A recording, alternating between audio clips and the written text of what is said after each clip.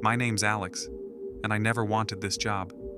St. Mary's Hospital, this crumbling old place on the edge of town, ain't exactly a dream gig. I'm 28, scraping by, and the security guard had promised easy money. Night shifts, walk the halls, check the locks. Simple.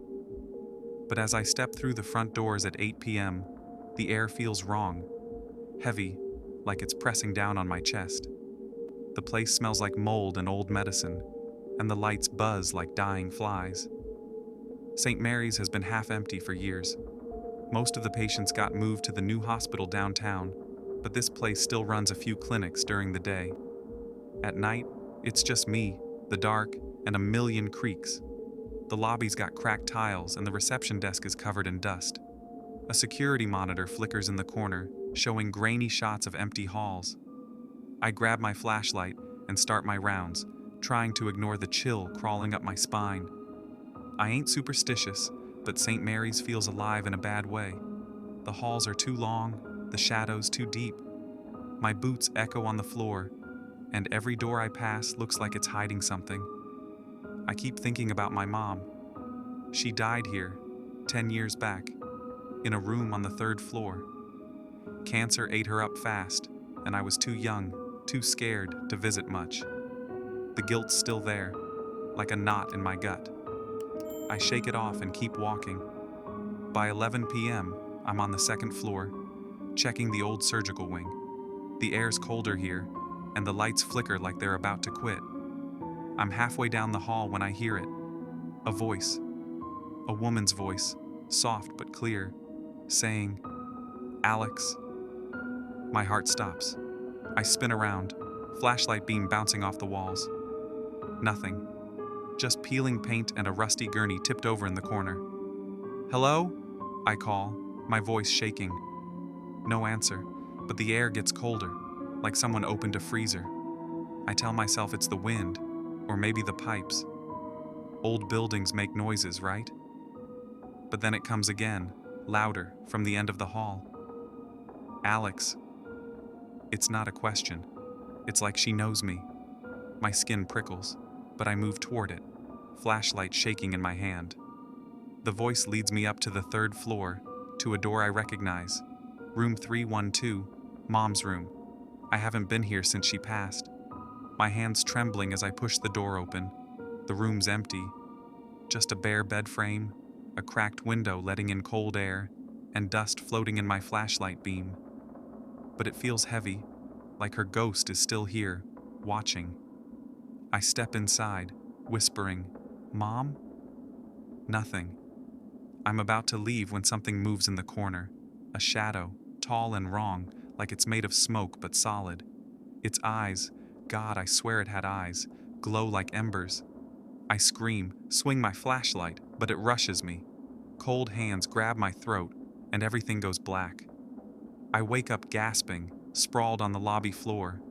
The security monitor's still flickering, and my watch says 8 p.m. Same time I started my shift. My flashlight's on the desk, like I never left. My heart's pounding as I realize I'm back at the start of the night. I run to the front doors, yanking the handles. Locked. No keys work.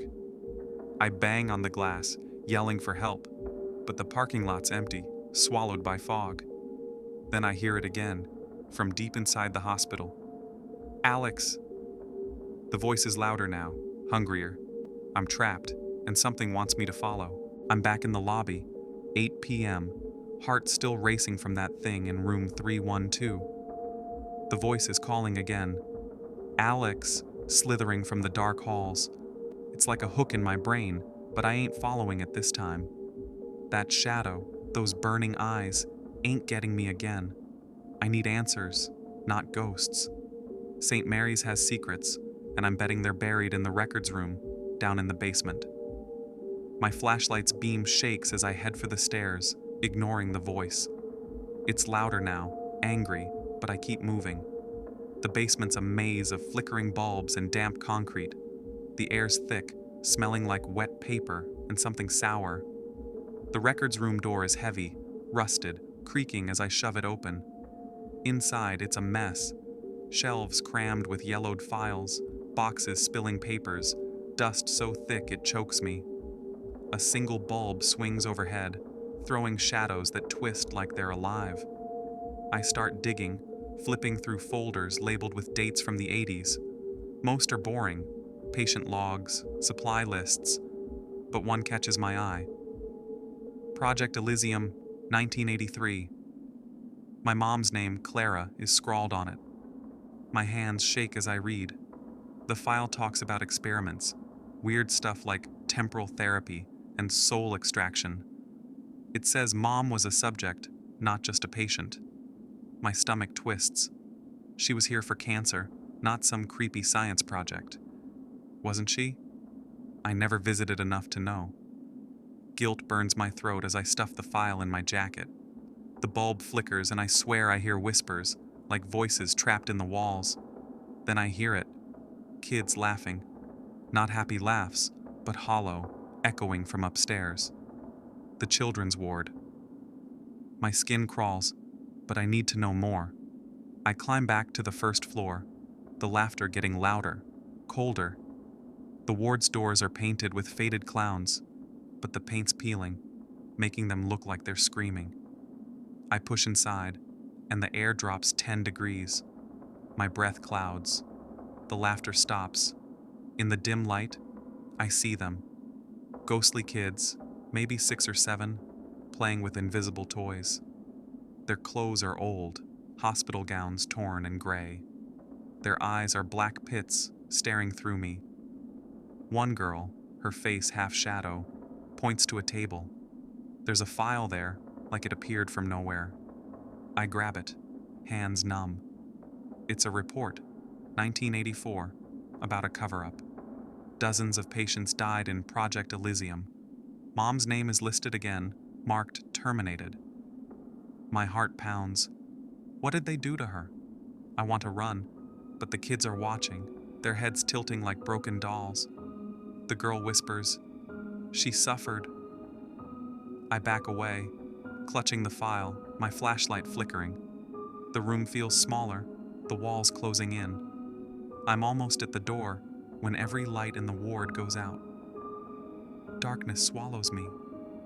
Something cold, fingers, icy and bony, grabs my shoulder, yanking me back. I scream, dropping the file, and the laughter starts again, louder, everywhere. I'm back in the lobby, 8 p.m., my shoulder burning where that cold hand grabbed me.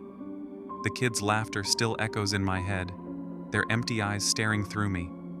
I'm shaking, my flashlight clutched like a lifeline. The voice calls again, "Alex," from the dark, but I ain't going near it. Those files in the records room, Mom's name, Project Elysium, people dying, got me thinking something's buried deeper. The morgue. If there's answers about what happened to her, they're down there, where the hospital keeps its dead. The morgue's in the sub-basement, past pipes that hiss like snakes. The air's so cold my breath clouds, and the lights buzz, flickering like they're mocking me. The steel door's heavy, scraping as I push it open. Inside, it's all stainless steel and shadows, empty autopsy tables, a wall of body drawers, and a smell like bleach and decay. My boots squeak on the tile, too loud in the silence. I'm looking for anything. Records, notes, something to explain why Mom's name was in those files. I find a clipboard hanging on the wall, pages brittle and yellow. It's a list labeled Special Cases, 1983. My heart skips when I see her name, Clara Thompson. It says she was transferred for observation before she died. Observation for what? She had cancer, not some secret experiment. Guilt twists my gut. I barely saw her back then, too busy being a dumb kid. I'm flipping pages when I feel it. A breeze, impossible in this sealed room. Then I hear her voice, soft, broken. "Alex." I spin, flashlight beam wild. There she is, Mom, her ghost, standing by a drawer, her hospital gown stained. Her face is hers but wrong, pale like wax, eyes too big, pleading. She mouths, Find the truth. No sound, but so clear it hurts. Mom? I choke out, tears stinging. She fades, pointing to the floor. I'm frozen, heart pounding, when footsteps echo behind me. Heavy, slow, like boots on wet tile. I whip around, nothing, just shadows. But the air's colder, heavier, like something's breathing down my neck. I kneel where she pointed, hands shaking, and find a loose tile. Under it, a trapdoor, barely big enough to crawl through. I pry it open, and a sour, metallic smell hits me, blood and rust.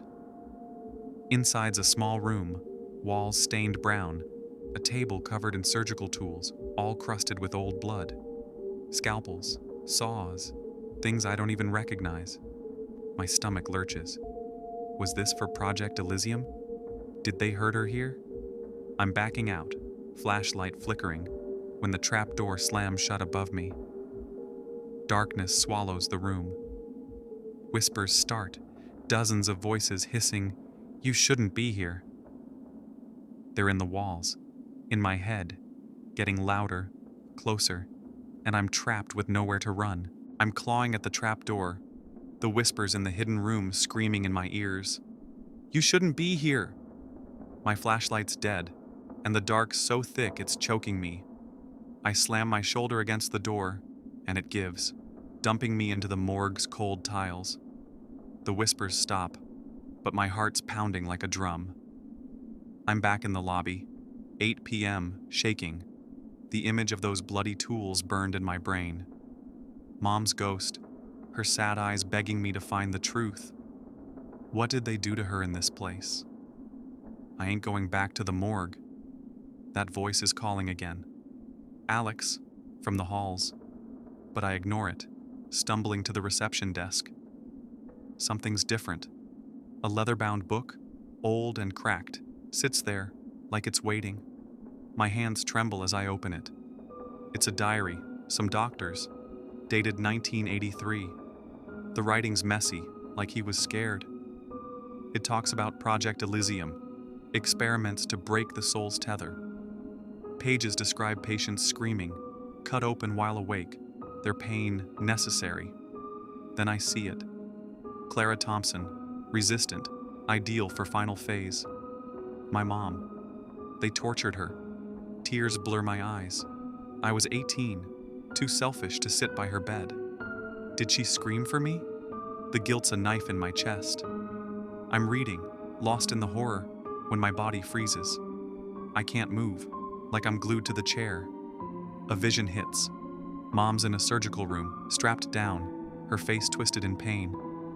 A clock ticks on the wall, loud, like a heartbeat. She looks at me, pointing to it, her mouth forming. June 12th, 1983. Her death date. The vision fades, and I'm gasping, back in the lobby, the diary open. I grab it, run to the records room, dodging the voice still calling my name. The files are there, same as last loop. I find June 12th, 1983, a report saying Mom died during Elysium's final trial, not cancer. They killed her, and I wasn't there. I'm crying now, hating myself. A tiny voice, like one of those ghostly kids, whispers behind me. They hurt her. I spin, but no one's there. The air's heavy, like the hospital's watching, judging me. I'm clutching the diary, trying to think, when the lights flicker. Once, twice, then out. Darkness swallows the room. My flashlight's beam catches movement, shadowy figures, tall and thin, their edges blurry like smoke. They're closing in, silent, their eyes glowing like coals. I back up, tripping over a chair, the diary slipping from my hands. The voice calls again, not Mom's, not the kids, but something deeper, hungrier. "You can't leave," it growls. The figures lunge, and I'm screaming, nowhere to run, the dark eating me alive. I'm sprinting through the dark, those shadowy figures' glowing eyes chasing me. Their whispers, "You can't leave," claw at my mind. I trip, crash into a wall, and suddenly I'm back in the lobby, 8 p.m., gasping. The diary's gone, but its words burn in me. Mom tortured, killed in Project Elysium. The child's voice. They hurt her, echoes with that vision of her pointing to her death date. I gotta find where they did it. Her treatment room. Maybe there's answers. Something to stop this nightmare. The voice calls, Alex, but I ain't listening. I head to the 4th floor, where the diary said final phase experiments happened. The hall's lined with locked doors, but one's different. Room 417, its handle scorched, like it's been burned. My hands shake as I pick the lock with a paperclip, heart pounding. The door creaks open, and a wave of stale, coppery air hits me. Inside, it's a nightmare. Blood-stained walls, a surgical table with leather straps, flickering lights casting shadows that twist like snakes. This is where they hurt her. I step in, and the air shifts, heavy, like I'm underwater. Then I see it. Ghosts. Mom's on the table, strapped down, her face twisted in agony. Shadowy figures in lab coats cut into her, their tools glinting. She's screaming, but no sound comes. I'm frozen, tears streaming. Mom, I'm sorry, I whisper. I was never there, too scared to watch her die. The guilt's crushing me. The ghosts don't see me, just keep cutting, their faces blank, eyes hollow. It's like the hospital's replaying her pain to punish me. A new figure appears. A ghostly doctor, tall, his coat stained red. His face is half melted, one eye dangling. He points at me, voice like gravel. Forgive yourself to leave. I stumble back, shaking. Forgive what? I let her die alone. He doesn't answer, just fades. The room shakes, cracks splitting the walls. The table cracks, ghosts vanishing. But Mom's eyes lock on mine, full of pain and love. The floor buckles, tiles popping like gunfire. I dive for the door as the ceiling groans, chunks of plaster raining down. I'm crawling, choking on dust, when the floor caves in. I grab the door frame, legs dangling over a black void. Something cold brushes my ankle, like fingers. I scream, pull myself through, and slam the door. Everything goes black. I wake in the lobby, 8 p.m., covered in sweat, the hospital quiet. My hands are scraped raw, proof it wasn't a dream. The voice calls again, softer, sadder, like Mom's. I'm shaking, knowing I gotta face this guilt or I'm trapped forever. But what does forgiveness even mean when I failed her? I'm in the lobby again, 8 p.m., my hands still raw from clawing out of that collapsing room. The ghostly doctor's words, forgive yourself to leave, burn in my head, mixing with Mom's screams from that vision. I failed her, but I ain't giving up. The diary said, Project Elysium happened in the basement where they broke people's souls. If I'm gonna break this loop, that's where I find answers. The voice calls, Alex, soft like Mom's, but I shake it off. No more running scared. The basement stairs are behind a rusted door, creaking like a coffin lid. The air's wet, heavy with a stink like rot and oil. Flickering lanterns swing on chains, casting shadows that slither across cracked concrete. Pipes drip, each plink like a heartbeat. I hear faint screams, distant, trapped in the walls. My flashlight shakes as I find a door labeled Research Wing. It's half open, daring me. I step inside, and the cold hits like a slap. The room's huge, lined with broken machines, glass tubes crusted with something dark. Blood, maybe. On a desk, the diary's back, open to a new page. It's the doctor's, ranting about Clara Thompson, the troublemaker. Says she found out about Elysium, tried to tell the cops, so they silenced her with a final experiment. My mom fought them. Pride swells, but guilt chokes it. She suffered because she was brave, and I wasn't there. A soft glow fills the room, and she's here, her ghost, eyes warm but sad. Break the cycle, Alex, she whispers, pointing to the diary. Then she's gone, leaving me cold. The diary's last page has a ritual. To free bound souls. Draw a circle with chalk, carve symbols, chant words I don't understand. It says it'll release Elysium's captives. I find chalk in a drawer, start scratching a circle on the floor, copying weird symbols like twisted stars. My hands shake, but I'm doing this for her. The air gets thick, like it's fighting me. I'm halfway through the chant, voice cracking, when the lanterns flicker. Shadows move, not mine. Ghosts, dozens, crawl from the walls, their faces warped, mouths stretched too wide. The kids from the ward, the doctor, others I don't know, all clawing toward me. "Stop!" one hisses, voice like shattering glass. They're angry, scared, like I'm stealing something. The floor shakes, dust falling from the ceiling. My chalk snaps, but I keep chanting, louder, desperate. The ghosts scream, their hands inches from my face, cold as death. The hospital groans, pipes bursting, sparks flying. I'm trapped in the circle, the ritual half done, and they're closing in. If I stop, I'm dead. If I finish, maybe we all are. The ground cracks under me, and I'm yelling Mom's name, praying she's still with me. The ghosts scream, their twisted hands clawing at my circle. I'm chanting the ritual, voice breaking, chalk symbols glowing like fire. The hospital shakes, pipes bursting, sparks flying. "Stop it!" a child's ghost shrieks, her face melting into shadows. I flinch but keep going, thinking of Mom fighting those doctors. "You can't free us!" the ghostly doctor snarls, his melted eye dangling. I yell back, "I'm doing this for her!" The words burn my throat, but I chant louder, "Release the bound!" A light explodes, so bright it hurts. The ghosts freeze, their screams fading. Mom's ghost steps through, her face soft, like when she tucked me in. "Alex, you're so brave," she says, voice warm.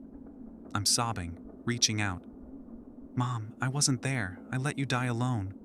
She shakes her head, smiling. "You're here now. Forgive yourself, honey." I choke. I don't know how. Her hand, cold but real, touches my face. "Try," she whispers. Other ghosts appear, their eyes clear now. The kids from the ward giggle, not hollow anymore. "Thank you, mister," one says, her voice tiny. The doctor nods, muttering, "You broke their hold." I'm shaking, tears falling. "Did I do enough, Mom?" I ask. She nods, fading. "You saved us all." The light swallows them, and I'm alone. The hospital roars, walls cracking like bones. "Run!" I yell to myself, dodging falling beams. Glass shatters, cutting my arms. Dust chokes me, screams echoing in my head. I hit the lobby, ceiling caving. A window explodes, and I dive through. I land in wet grass, gasping. It's 6 a.m., dawn painting the sky red. Behind me, St. Mary's is rubble, smoke rising. I find the diary in my pocket, pages crumbling. I light a match, whispering, "This ends now." The ashes float away, and I'm free. My legs shake as I stumble to the road. A trucker picks me up, doesn't ask questions. I don't tell nobody what happened. Who'd believe ghosts and loops? I'm scarred, nightmares of those eyes haunting me. Years later, I hear they bulldozed St. Mary's. A park's there now, all green and quiet. I visit, laying flowers where the lobby was. "Mom, you at peace?" I say aloud, wind carrying my voice. The air's light, no whispers. I got a job, a small life, better days. But some nights, I wake, heart pounding. "Alex!" a faint voice calls, like a dream. I don't answer, just hold Mom's memory tight. I ain't sure they're gone for good. Something lingers, watching from the dark. "Stay away," I mutter, locking my door. I keep lights on, praying I never hear that chant again. If you find an old hospital, cold and empty, Don't go in. Don't listen to them, I'd tell you. Some doors don't close once they're open. They wait, hungry, for someone to step through.